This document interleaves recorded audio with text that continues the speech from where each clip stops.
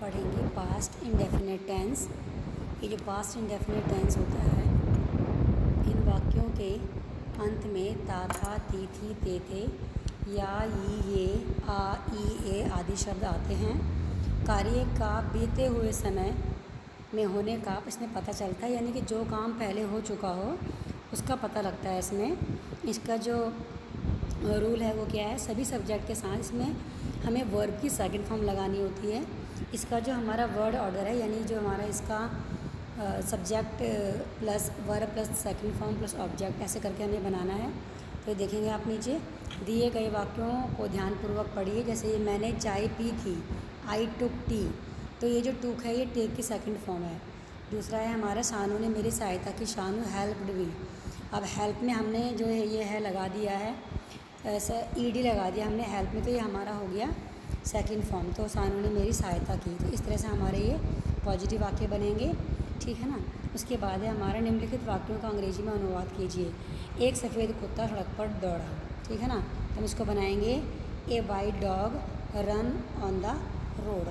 तो इस तरह से हम ये वाले वाक्य जो हैं बना लेंगे। फिर हम आगे देखेंगे, अगर हमारे नेगेटिव सेंटेंस है यानी नकारात्मक, यानी कि जिनमें हमें नई शब्द मिलेगा, तो हमें उन्हें कैसे बनाना है। रूल देखिए, वाक्य में नया या नहीं होने पर सभी सब्जेक्ट के साथ डिड नॉट तथा वर्ब की फर्स्ट फॉर्म लगानी है, और कभी नहीं के लिए हमें सब्जेक्ट के बाद नेवर लगाना है, डिड नॉट का प्रयोग नहीं करना है। अगर हम नेवर लगाएंगे तो हमें सब्जेक्ट का प्रयोग डिड का प्रयोग नहीं करना है।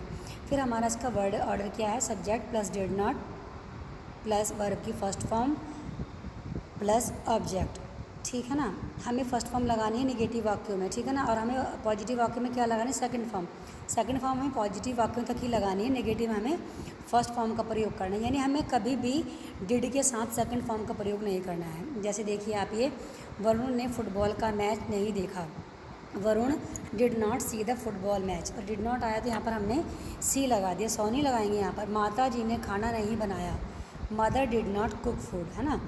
इस तरह से हमारे ये वाक्य सामने बना रखे हैं ये। फिर आप देखेंगे निम्नलिखित वाक्यों का अंग्रेजी में अनुवाद कीजिए। विद्यार्थियों ने निबंध नहीं लिखा, विद्यार्थियों ने। Students, the students did not right an essay, ये वाला बन जाएगा। ऐसे ही आप सारे बना लेंगे ये। फिर ये हमारे हैं इंट्रोगेटिव वाक्य।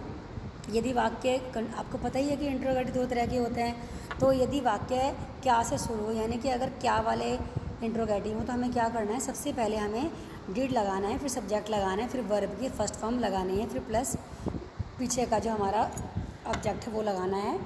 और रूल नंबर 2 क्या है इसका, यदि वाक्य के बीच में प्रश्नवाचक शब्द जैसे क्यों, कहाँ, कब, कैसे आदि आए, तो हमें उनकी सबसे पहले उनकी इंग्लिश लिखनी है और फिर हमें डिड का प्रयोग करना है। और यदि वाक्य में नहीं या कभी नहीं आया तो हमें ऐसे ही नॉट या नेवर लगाना है, लेकिन उसको सब्जेक्ट के तुरंत बाद लगाना है हमने, है ना। फिर हमें क्या करना है, इसका जरा रूल देख लेंगे एक बार हम। Did plus subject plus not यदि हो तो, प्लस वर्ब की फर्स्ट फॉर्म प्लस ऑब्जेक्ट, इस तरह से हमें ये वाले वाक्य बना लेने हैं। आगे देखेंगे, ये देखिए वाक्य करके बता रखे हैं इन्होंने। क्या उन्होंने चोर को पकड़ा, did they catch the thief, तो डिड पहले आगे क्योंकि क्या था इसमें, तो जो क्या की इंग्लिश व्हाट होती है वो नहीं आएगी इसमें, है ना।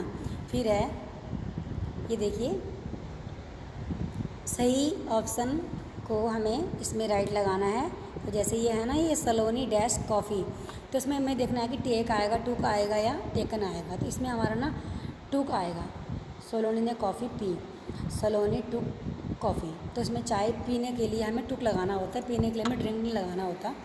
ऐसे ही आपको दो वाले जो हैं ये भी बना लेने हैं। फिर है हमारा निम्नलिखित वाक्यों का अंग्रेजी में अनुवाद कीजिए। क्या माताजी मंदिर नहीं गई, तो ये क्या है, क्योंकि तो इसमें क्या आएगा, did mother not go to temple. इस तरह से सारे वाक्य बना लेंगे ये अपने कॉपी में आप लोग। उसके बाद हमें क्या करना है, देखो इसमें कुछ वर्ड्स की मीनिंग भी दे रखे हैं। निम्नलिखित वाक्यों का हिंदी में अनुवाद कीजिए। अभी आप हिंदी से इंग्लिश बना रहे थे, यहाँ पर आपको इंग्लिश से हिंदी बनानी। वी बोरोड द मनी, है ना, तो हमने पैसे उधार लिए, क्योंकि सेकंड फॉर्म है ये, तो हमने पैसे उधार लिए। इस तरह से हमें इसकी हिंदी बनानी है। तो ये हमारा हो गया पास्ट इंडेफिनिट टेंस।